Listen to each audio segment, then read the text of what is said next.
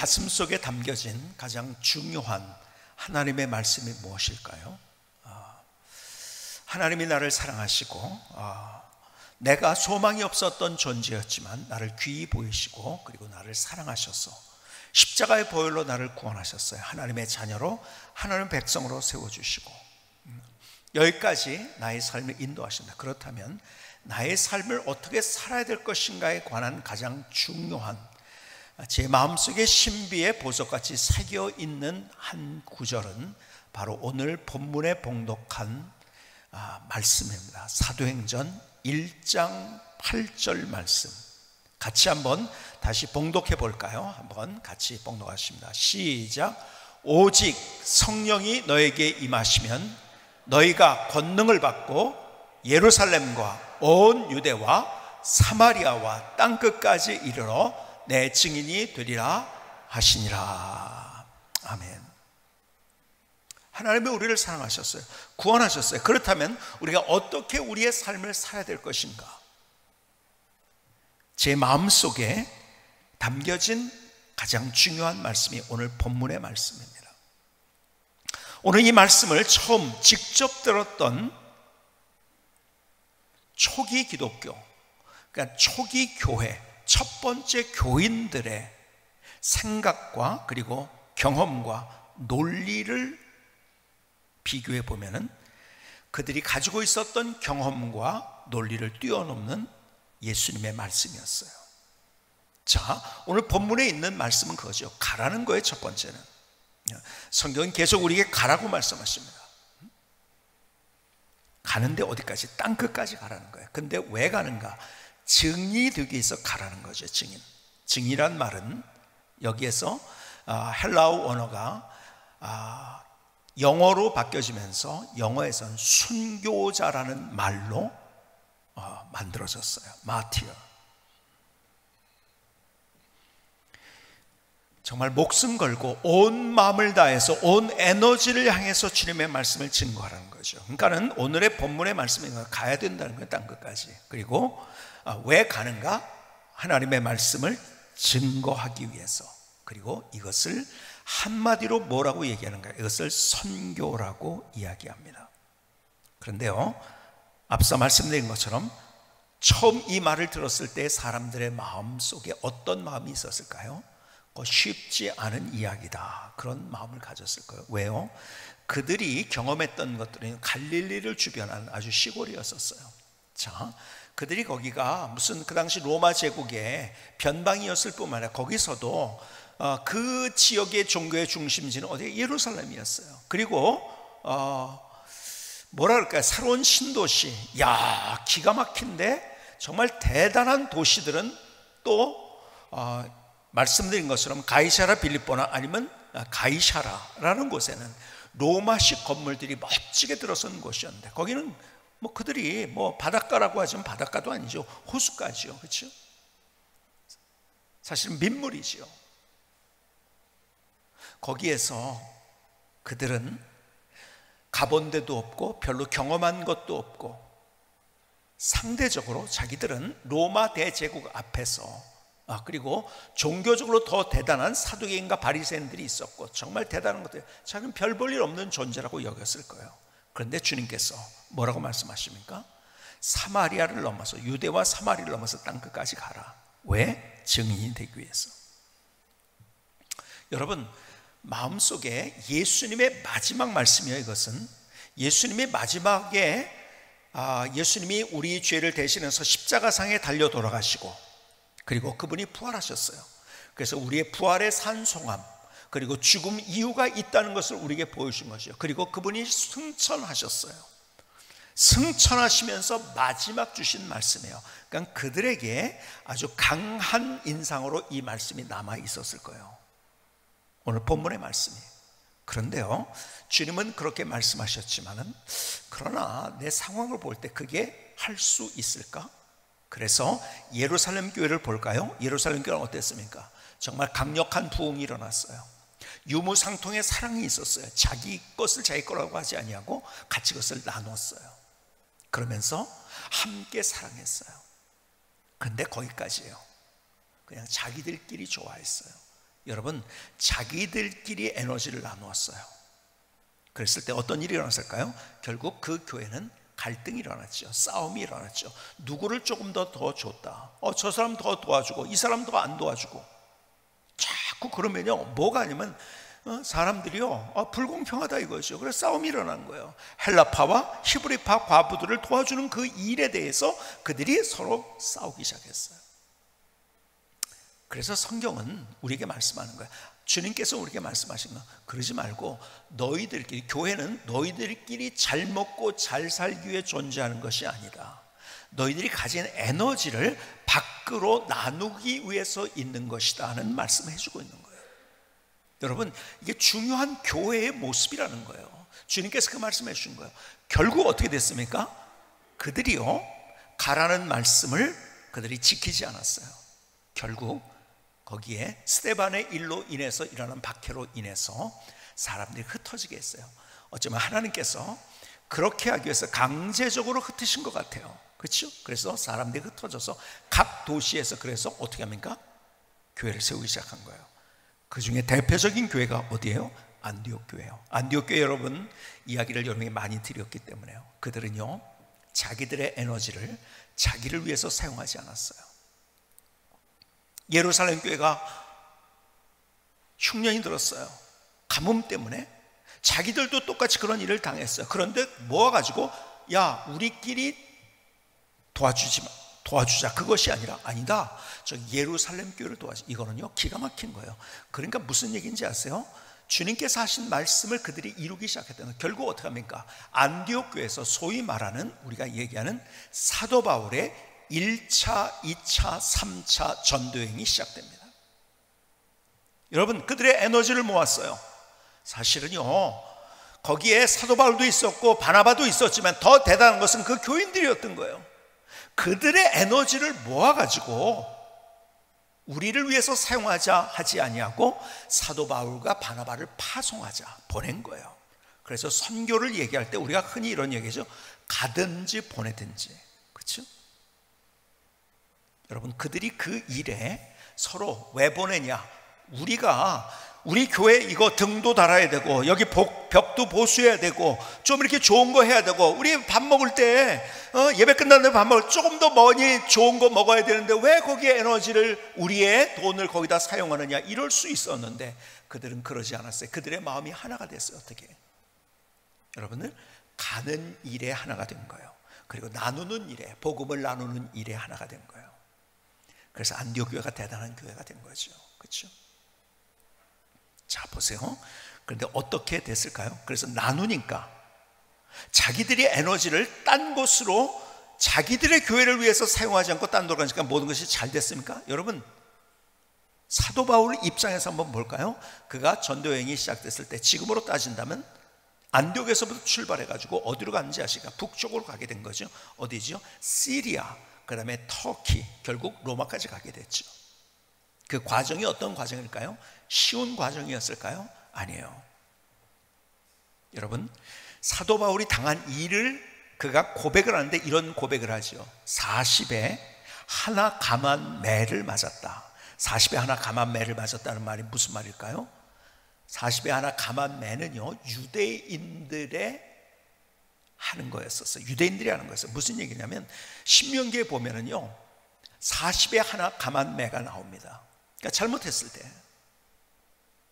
그러니까 40에 하나 감한다는 것은 뭐냐면은 죽기 일보 직전까지 한 대만 더 때리면 죽는 거예요. 거기까지 때리는 거예요. 그러니까 그가 40에 하나 감한 매를 맞은 것은요, 누구에게 맞은 것인지 아세요? 유대인들에게 맞은 거예요. 그걸 몇 번 맞았나요? 5번이나 맞았어요. 태장에 맞았다고 하죠. 태장에 맞았다는 것은 이방 사람들에게 맞은 거예요. 가는 데마다 맞았어요. 돌로 맞기도 했어요. 강의 위험을 경험했어요. 강도의 위험을, 타우루스 산맥을, 버가에 도착해가지고 그 산맥을 넘어가는 그 길을, 강도가 그 당시에 가장 많았던 그 길을 걸어가면서 강도의 위험을 경험해서 다 뺏겼죠.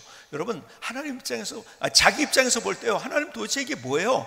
내가 가라고 해서 가는데 강도를 만나가지고 있는 걸 다 뺏기다니요. 이거 말도 안 되는 일이죠. 그렇죠? 그런 일을 경험했어요. 여러분, 먹지 못해서 죽을 뻔했어요. 병에 걸렸어요. 사람들에게 쫓겨다녔어요. 줄이고 목마르고 광야의 위험과 바다의 위험을 경험했어요. 그러나 포기하지 않았어요. 결국 그런 사건을 통해서 한 가지 우리에게 보여주시는 하나님의 드라마가 있는데, 빌립보서 4장 21절에 보니까요, 기가 막힌 이야기를 합니다. 빌립보서 4장 21절, 그리스도 예수 안에 있는 성도에게 각각 문안하라. 나와 함께 있는 형제들이 너에게 문안하고 너희 성도들이 너에게 문안하되. 성도들이 문안하는데 그 중에 성도 중에 누가 있었는가? 특히 가이사집 사람들 중 몇이니라. 뭐죠? 여러분, 가이사가 뭐예요? 시저예요. 시저's household. 시저와 같이 사는 가족들 중에서 예수 믿는 사람이 생긴 거예요. 여러분, 하나님은요, 그런 상황 가운데서 포기하지 않고 도전하는 사람들을 통해서 하나님의 일을 이루시고 하나님의 역전의 드라마가 뭔지를 보여주신 거예요. 여러분, 초대교회가 세워진 지 꼭 30년 만에 이 사건, 지금 빌립보서에서 쓴 때가 언제냐면 AD 63년도입니다. 30년 후에 야, 하나님께서 이런 기적을 보여주셨구나 하는 일들. 물론 그러면서 수많은 곳에 교회가 세워졌죠. 그렇죠? 그렇게 손가락질하고 돌 던지고 힘들게 하고 죽이려고 하던 그 사람들이 변화가 됐고, 그리고 거기에 교회가 세워지고, 여러분, 놀라운 부흥의 역사가 일어난 거예요. 제가 늘 하는 것처럼 토인미가 하는 말, 그래서 사도 바울이 타고 간 배는 유럽을 싣고 간 배였다. 기가 막힌 거 아닙니까? 왜요?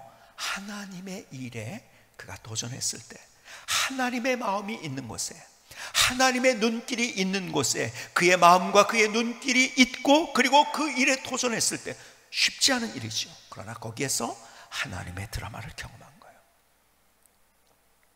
오래전에 한국나눔운동본부를 통해서, 한국나눔운동본부는 그 당시에 북한을 도와주는데 참 다른 단체와 다르게 도와줬어요.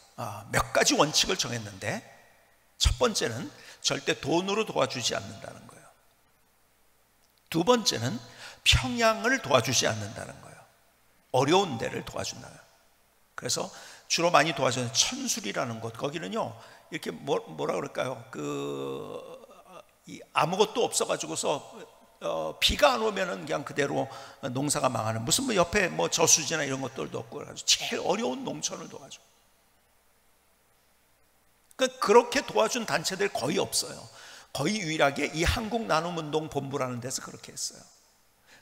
세 번째는 우리가 어떤 돈으로 주니까 물건을 주는데, 그걸 줄 때 꼭 거기에다가 우리가 한국 기독교회라고 쓰겠다. 그래서 그때 삽도 많이 해줬거든요. 해줬는데 거기다가 주물로 아예 썼어요. 그냥 누가 지우지 못하도록 한국 기독교회. 그래서 우리가 어떤 특정한 교회가 아니라 한국에 있는 교회들이 같이 이렇게, 남한에 있는 교회들이 이렇게 도와준다 해가지고서 거기다가 써놓은 거예요. 이 원칙을 가지고 하니까요, 유일하게 한국나눔운동본부만 그렇게 할 수 있도록 해준 거죠. 그 당시에. 이제 뭐 한 15년 이상 됐나요? 근데 그때 평양을 방문하게 됐는데, 그래서 저희는 보통 북한을 가면 평양이랑 묘양산 정도만 방문하고 오는데, 저희는 시골까지 들어간 거예요. 참 거기에 처참한 것들을 다 봤어요. 근데요, 그 사람들이 자기들의 조선인민민주주의공화국을 자랑하기 위해서 제일 먼저 내세운 게 뭔지 아세요? 자기들은 반미, 그들의 구호가 반미입니다. 우리는 미국을 이기고, 미국과 전쟁에서 미국과 이긴 나라다. 그러면서 소개하는 것이 있는데, 바로 1866년도에 제너럴 셔먼호가 대동강에 들어왔어요. 그것을 격파하고, 그리고 미국을 이긴 나라다. 그래서 제너럴 셔먼호에 대해서 굉장히 뭐라고 그럴까요? 과장을 하고, 그리고 역사를 그 사람들은 새로 썼어요. 그걸 미국하고 싸우는데 우리가 미국을 이겼다는 것을 강조하기 위해서 어떻게 하냐면, 김일성의 증조 할아버지 김응우라는 사람인데, 그 사람이 거기에서 김응우 장군이 거기에서 미국을 격파했다, 그냥 역사에 그렇게 써놨어요. 그래서 그들이 쓴 역사책 이렇게 되어 있습니다. 북한의 역사책 위대한 수령 김일성 대원수님 혁명 역사라는 책이 있는데요, 거기 보니까 이렇게 기록이 되어 있어요. 증조 할아버님이신 김응호 선생님께서는 미국 놈들이 침략선 셔먼호를 타고 대동강으로 침입해왔을 때 인민들을 앞장서서 용감히 싸워 놈들의 배를 불태워 버리셨다. 이게 북한이 조작한 역사지요. 여러분, 그러니까 그 당시에 조정이, 대홍을 시대인데 조정이 내린 거기에서 이제 어떤 그 격파하는데 공을 세웠다 해가지고 사람들에게 포상하는데, 포상 그 명단에 김응호라는 사람이 없습니다. 더군다나 김응호 증조 할아버지의 나이를 따져봤더니 그때 나이로 12살 때예요. 12살 때 뭘 그렇게 했겠습니까? 그렇죠? 그러니까 역사를 바꿔놓은 거죠. 그리고 제너럴 셔먼호를 격파시켰다는 것이 그들의 제일 큰 첫 번째 자랑거리더라고요. 자, 그런데 보세요. 재밌는 것은 그 당시에 제너럴 셔먼호가 왔을 때 배의 선적이 미국이라는 것을 그 당시엔 몰랐어요. 거기에 타고 있던 사람이 영국 사람들이었고요. 그리고 한국에서는 그 당시 조선이죠. 조선에서는 프랑스 사람이라고 생각을 하고 있었어요. 근데 미국을 격파했다고 지금 그러고 있는 거죠. 그런데요, 제가 이 얘기를 하려고 합니다. 토마스 선교사가, 여러분이 잘 아는 토마스 선교사가 그 배를 탔어요. 왜 제너럴 셔먼호를 탔을까요? 제너럴 셔먼호는 통상을 하기 위해서 온 배였었어요. 그런데 토마스 선교사가 그 배를 탄 이유는 두 가지였었어요. 첫 번째 이유는 이것입니다. 이 사람이 굉장히 국제정세에 밝은 사람이었었어요, 토마스 선교사가. 그래서 앞으로 그 당시 조선이죠, 조선이 위험을 처하게 될 것을 알려주기 위해서 온 거예요. 무슨 얘기냐면 바로 제너럴 셔먼호가 들어오기 전에, 그러니까 그 해 연초에 어떤 일이 있었냐면 우리나라 역사에 병인박해라는 것이 있었어요. 병인박해가 뭐죠? 천주교 신자들을 학살한 사건이죠. 그래서 프랑스 선교사 12명 중에서 9명을 학살했고, 거기 천주교 신자들을 8,000명을 학살했어요. 아주 기가 막힌 그런 사건이었었죠. 그것을 병인박해라고 이야기합니다. 탈출에 성공한 리델 신부가 프랑스 해군 사령관 로즈 제독에 가가지고 이 일을 알린 거예요. 그러니까 이 사실을 알고 토마스 선교사가요, 앞으로 저 프랑스가 한국을 침공해 오겠다. 근데 그때 이 정세는 또 어떤 정세였냐면, 이미 프랑스는 어디를 점령하고 있었냐면 베트남을 점령하고 있었어요. 베트남을 점령하는데 거기에 이제 점령하는 과정 속에서 반란이 일어나니까요, 그 프랑스 함대가 그것을 이제 진화하기 위해서 그쪽으로 간 거예요. 그러니까 그것이 진화가 되면 반드시 우리나라로 올 것이다, 그렇게 해가지고 그것을 알려주고, 그래서 우리 대한민국에 대한, 그 당시엔 조선이었죠, 조선이 위험하지 않도록 하기 위해서, 여러분, 조선을 사랑하는 마음으로 그것을 알려주기 위해서 사실은 온 거였었어요. 그리고 여러분들이 아시는 대로 역사는 이렇게 이어지죠. 신미양요라는 것이 그의 말에 일어납니다. 신미양요는 뭐죠? 그럼 프랑스 함대가 조선을 쳐들어온 거죠. 그 다음에 제너럴 셔먼호 때문에 또 미국이 쳐들어오죠. 그래서 그것을 신미양요라고 하고, 프랑스가 찾아온 것을 병인양요. 근데 이제 신미라고 해서 미국이라는 말이 아니라 신민연에 일어난 거다. 양요라는 것은 오랑캐가 쳐들어왔다는 거예요. 오랑캐. 자, 그런데요, 그 사실을 알려주기 위해서 사실은 토마스 선교사가 그걸 타고 온 거예요. 그걸 어떻게 알았냐? 우리나라에서는 잘 몰랐지만은 영국에 있는 그런 문헌들을 보니까 그렇더라고요. 그리고 두 번째는, 더 중요한 이유는 뭐죠? 아직 복음을 접하지 못한 우리 조선에, 물론 천주교가 있었지만은 진짜 복음을 전해주기 위해서 그가 온 거예요. 두 가지 이유예요. 프랑스 함대가 쳐들어올 것을 좀 말해주고 싶어서, 두 번째는 복음을 전하기 위해서. 그런데 어떻게 됐습니까? 그는 대동강변에서 처참하게 참수를 당합니다. 뭐 이제 거기서 일어났던 일들이 어떤 일이 일어났는지를 얘기하면 또 긴 얘기이기 때문에 다 이렇게 말씀드릴 수 없지만은, 그러나 결국 참수를 당합니다. 그리고 토마스 선교사는 자기가 가지고 왔던 성경 세 권을 던져줍니다. 그리고 채치량이라는 사람이 이것이 금서라는 걸 알게 되고 겁이 나가지고 평양 주사였던 박영식에게 줍니다. 그리고 박영식은 그 집에 도배지로 사용합니다. 성경으로 도배를 한 집이니까 대단하죠. 성경을 언제나 볼 수 있는, 그러니까 닫혀있는 성경이 아니라 열려있는 성경이 된 거죠. 결국 그 집이 뭐가 되죠?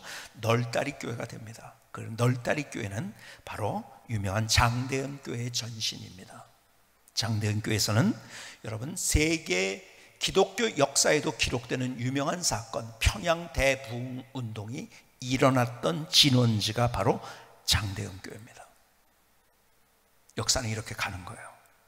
자, 토마스 선교사가 성경 세 권을 던져주고, 그때 이 사람은 런던 선교회 소속이었거든요. 그러니까는 본국에서도 참 저거 뭐 저래 가지고서 그냥 그렇게 참수당하는가, 아까운 에너지를, 똑똑한 사람이었거든요. 이 사람이 어떻게 그럴 수가 있는가. 사람들이 잘못했다고 그러기도 했어요.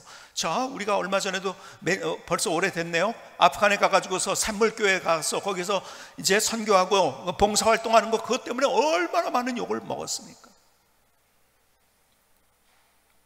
그런 일들이에요. 근데 여러분, 하나님의 역사는 참 대단합니다. 하나님이 그걸 보신 거예요. 그리고 그것을 사용하신 거죠. 어떻게 됐습니까? 꼭 41년 만에 평양 대부흥운동이 일어난 거예요. 여러분, 역사와 성경을 통해서 우리에게 주시는 말씀이 그거예요. 여러분, 인간적으로 생각하고 논리적으로 생각하고, 그리고 내가 바로 앞에 있는 걸 볼 때 그것이 우선순위가 아니라고 생각하지만, 아니, 하나님이 원하시는 그 일의 우선순위가 되면 거기서 하나님의 역전의 드라마가 만들어진다는 거죠. 여러분, 저희가 세네갈에 선교사님 파송했어요. 최근식 선교사님 가정을 파송했죠. 여러분, 세네갈은 어떤 곳입니까? 이 아프리카는요, 크게 둘로 나눌 수 있는데요, 언어적으로 영어권과 불어권이 있어요. 여러분, 영어권에는요 교회들이 많습니다. 그리고 가면은요 교회 잘 쳐주면은요 막 사람들도 몰려듭니다. 그런데 복음을 전혀 접하지 못하는 데가 있어요. 불어권이에요.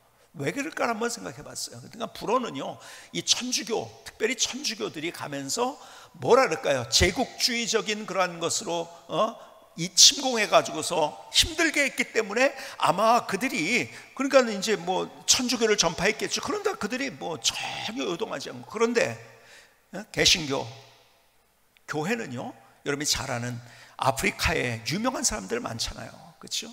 리빙스턴 같은 사람들. 원래 리빙스턴은 런던 선교회에서 중국으로 파송하려고 했었는데, 중국으로 가려고 다 했었죠. 그러다가 아편 전쟁이 나와서 그의 발길을 돌려가지고 아프리카로 가게 된 거죠. 정말 그들의 사랑을 그들에게 준 거예요, 성경제.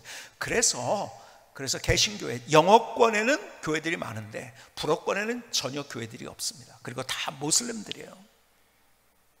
그러니까 거기는 복음을 전할 수가 없는, 그들이 예수 믿으면요 왕따 당하는 정도가 아니라 사회적으로 그들은 삶을 살 수가 없기 때문에 받아들일 수가 없어요.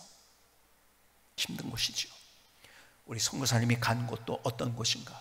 서구 선교사가 포기하고 간 곳이에요. 근데 거길 다시 들어간 거죠.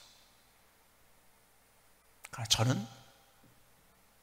저는요 멀리 보면서, 어떤 사람은 그래요. 거기 그렇게 전도하기 힘든 데서 왜 애쓰고 있느냐? 아니에요. 저는요 30년 정도를 봅니다. 제가 30년 정도 되면은요 세네갈이 우리 선교사님을 통해서 기가 막힐 하나님의 역전의 드라마가 나타날 것을 저는 꿈꾸고 있어요. 저는 분명히 그 일이 이루어진다고 믿습니다. 우리가 생각할 때 왜 그렇게 뭔가를 소모하는가?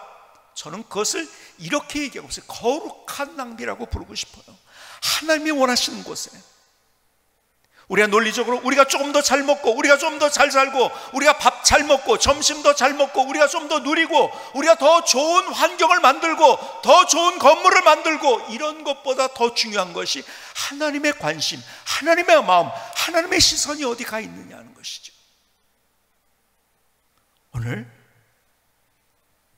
사도행전 1장 8절은 그 말씀하고 있는 거예요.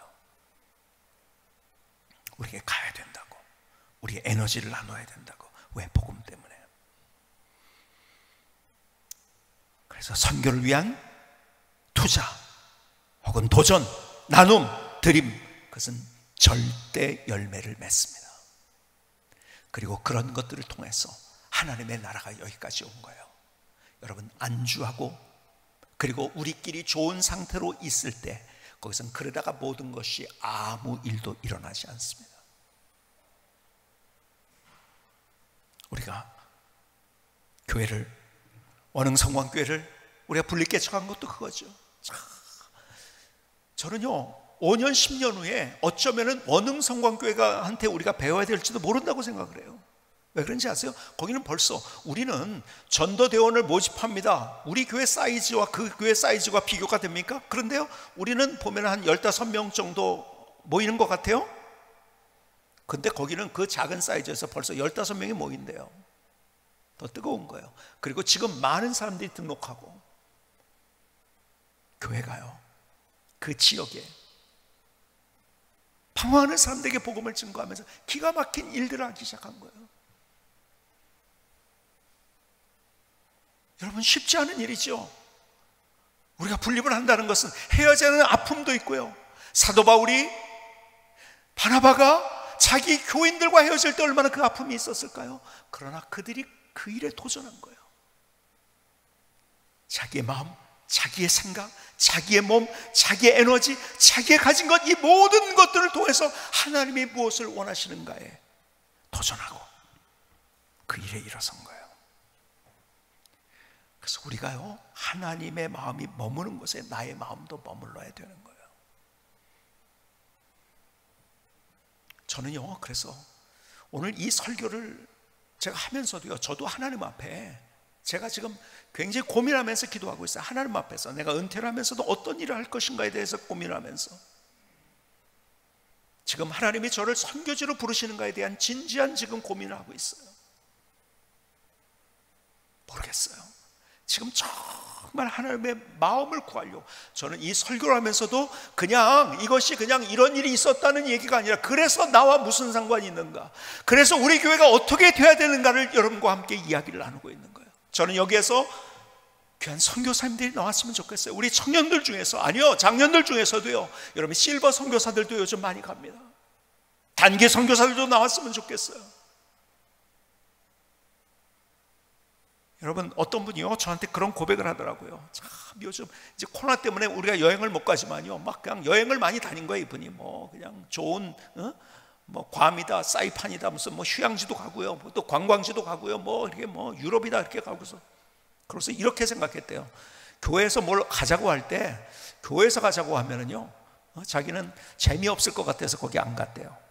그러다가 저희 교회 선교여행 가는데 같이 동참을 한 거예요. 그분이 하는 얘기가 뭐냐면 자기가 잘못 여행했대요. 이제까지 이게 진짜 여행이고 진짜 여행의 감동이 뭔지를 알게 됐고, 저를 만날 때마다 그 얘기를 해요. 저를 만날 때마다. 여러분, 그냥 우리가 안주하는데 편한 대로 가면 안 되는 거예요. 하나님이 뭘 원하시는가. 여러분, 우리 교회도 그런 거예요. 제가 늘 얘기한 것처럼 우리가 가진 것을 가지고 우리끼리 잘 사는 거, 그건 의미가 없는 거예요. 내 주변에 있는 교회들과 우리가 함께 가고 있는가, 하나님의 마음이 머물러 있는 그 전 세계를 향해서 우리의 마음이 거기에 머물러 있는가. 오늘 주님께서 그 말씀하고 계세요. 말씀드린 것처럼 저는 설교를 준비하면서도 하나님께서 그럼 구체적으로 뭘 원하시는가를 항상 저 개인에게도 묻습니다. 우리 교회를 향해서도 묻습니다. 하나님, 그러면 어떻게 해야 됩니까? 그러면서 이것이 선교, 교회가 선교 공동체인데 그냥 여기서 우리가 예배 공동체는 하나님 앞에서 하나님을 만나는 거예요. 그렇죠? 그래서 하나님을 만나는 사람들이 같이 아름다운 교제, 그래서 사랑 공동체예요. 근데 사랑 공동체에서 여기에서 끝난 것이 아니라 여기에서 우리가 나가서 예루살렘과 온 유대와 사마리아와 땅끝까지 간, 그럼 어떻게 할 것인가? 말씀드린 대로 저는 여러분들 중에서 그런 일들에 일어서서 가는 선교사가 나왔으면 좋겠어요. 우리 교회가 그런 사람들이 많이 나왔으면 좋겠어요. 보내는 선교사도 많이 나왔으면 좋겠어요. 근데 보내는 선교사는 특정한 사람, 우리 모두가 그렇게 돼야 된다는 거죠. 담임 목사로서 힘든 게 뭐냐면 도와줘야 될 때가 너무 많아요. 우리 교회 사이즈 정도 되면 여기도 도와달라 저기도 도와달라, 그러다 보면 아무도 못 도와주고, 아니면 도와주면 왜 거기만 도와주냐 이런 소리 듣고, 참 힘든 것들이 있어요. 그렇지만은 하나님, 제가 이 말씀을 하나님 앞에 묵상하면서 내 자신에게 하나님 무엇을 말씀하시는가, 또 우리 교회에 무엇을 말씀하는가 생각하면서, 그래서 우리가 선교 공동체라는 것이 그냥 말로만 교회는 선교 공동체가, 그래서 우리가 어떻게 그 일을 시작해야 될 것인가를 말씀하시더라고요. 그래서 오늘 여러분과 함께 저도 그래서 결심하고 제도 작정을 하고, 우리가 우리의 에너지, 특별히 가장 중요한 우리가 가진 물질을 어떻게 나누고 선교 공동체로서 우리가 같이 이루는 데에서 갈 것인가. 제가 그래서 여러분과 함께 오늘 여러분들이 오신 분들은 앞에 선교원금 봉투가 있는데 거기에다가 또 온라인으로 하신 분은 온라인으로, 두 가지 면에서 하나님께서 도와줄 때가 너무 많죠. 그런데 첫 번째는 미얀마입니다. 미얀마는 아시는 대로 지금 쿠데타가 일어나고 내전 중이고, 근데 거기에 까친족이라고 있습니다. 까친족은 정부군과 반군에게 핍박을 받고 가장 힘든 상황 가운데 있는 그런 사람들입니다.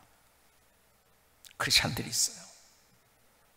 그런데요, 제가 이 말에 제 가슴에 닿은 거예요.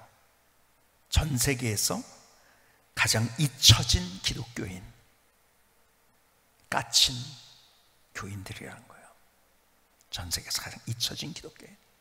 이번에 탈레반이 전쟁에서 승리하면서, 그래서 기독교인들이 핍박을 받으면서 지금 계속 제가 SNS를 통해 가지고 계속 거기를 선교하는 그러한 분들과 함께 지금 기도해 달라는 요청들이 와가지고 기도하는데요, 거기에서 지금 한국 교회가 까친을 위해 탈레반에 정복되어 있는 그런 땅에, 아프간에 있는 교인들을 위해서는 굉장히 기도하고 헌금도 보내고 그래요. 그들이 힘들죠. 그런데 미얀마에 있는 사람들은 그런 것도 없는 잊혀진, 그들은 정부군에게도 반군에게도 핍박을 당하면서,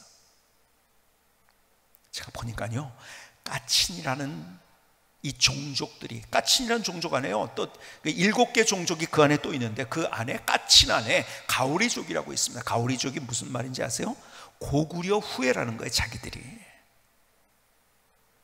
여러분, 고구려 유민들이라고 하죠.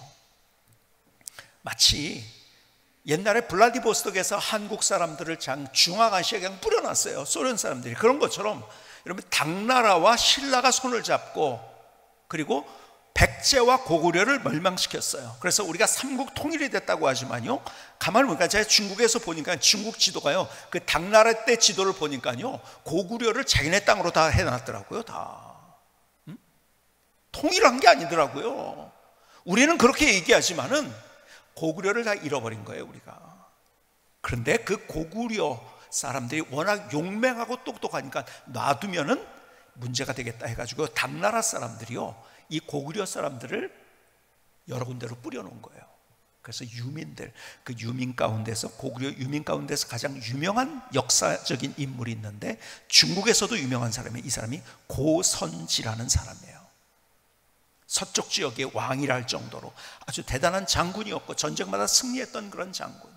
근데 그런 사람들, 근데 그렇게 했던 사람들이 어디까지 왔느냐, 미얀마에 있는 쪽으로 와가지고 산지에서 정착을 했고, 그래서 고구려, 그들이 가지고 있는 정체성이 고구려부터 왔다는 거예요. 자기들이 그러는 거예요.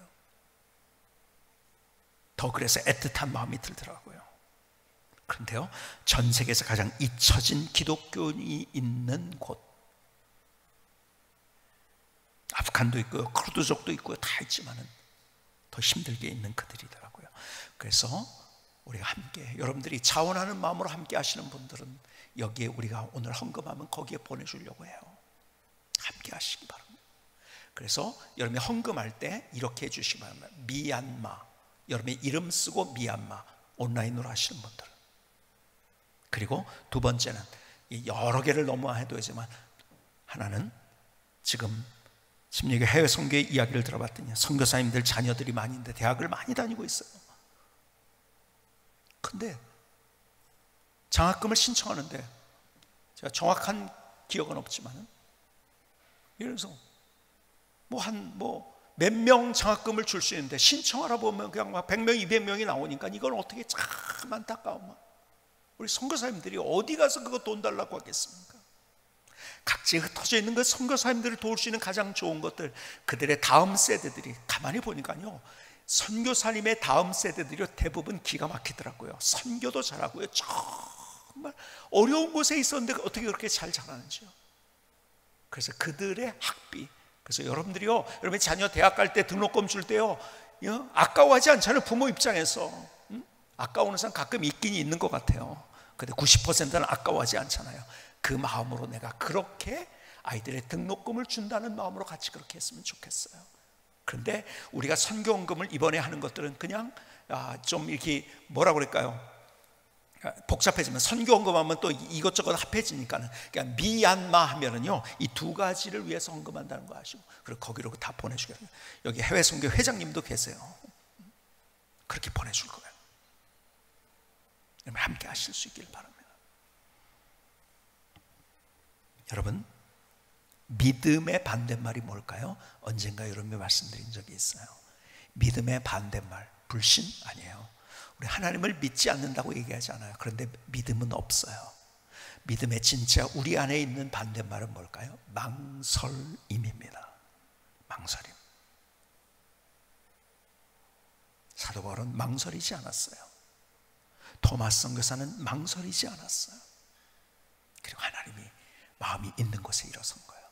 그리고 그들을 통해서 하나님의 기가 막힌 역사를 이루어 주신 거예요. 여러분, 교회는 하나님을 만나는 자리이기 때문에 우리는 예배 공동체예요. 그런데 거기에서 예배만 되면 함께 사랑을 우리가 프랙티스하고 연습하고 함께 사랑하는 사랑의 공동체예요. 근데 거기서 끝난다면 교회로서의 사명이 아니에요. 진짜 교회의 사명은 그래서 우리가 선교 공동체가 되는 거예요. 이것이 우리 교회의 꿈이 돼야 되는 거예요. 거기서 하나님의 역사가 뭔지를 경험하는 거예요.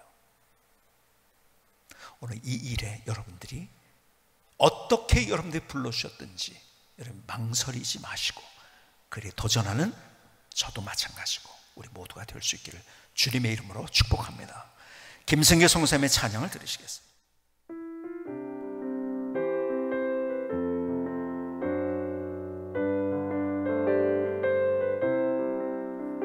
오직 성령이 임하시면 권능을 받고 내 증인이 되리라.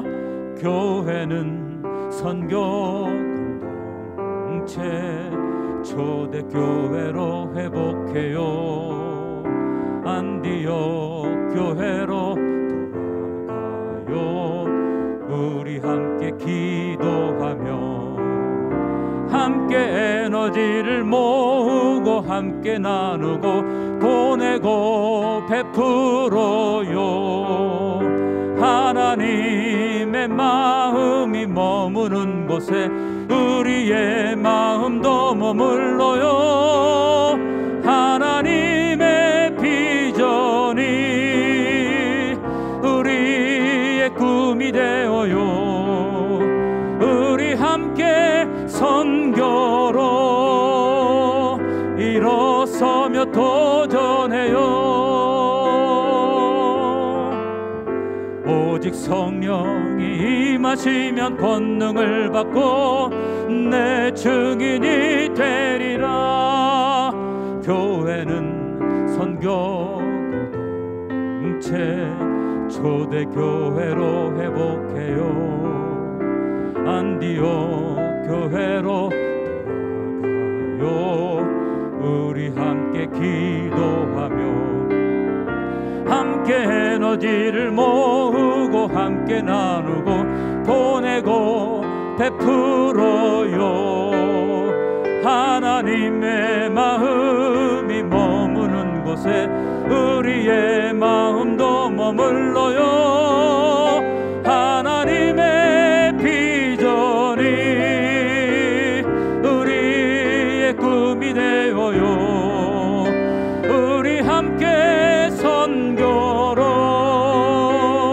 일어서며 도전해요. 우리 함께 선교로 일어서며 도전해요.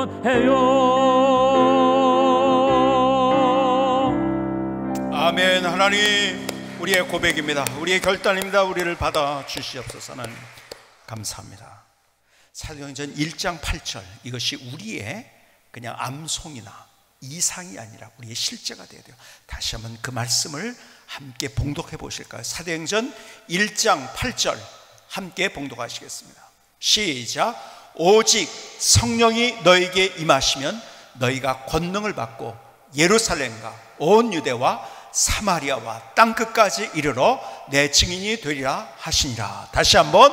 오직 성령이 너에게 임하시면 너희가 권능을 받고 예루살렘과 온 유대와 사마리아와 땅끝까지 이르러 내 증인이 되리라 하시니라.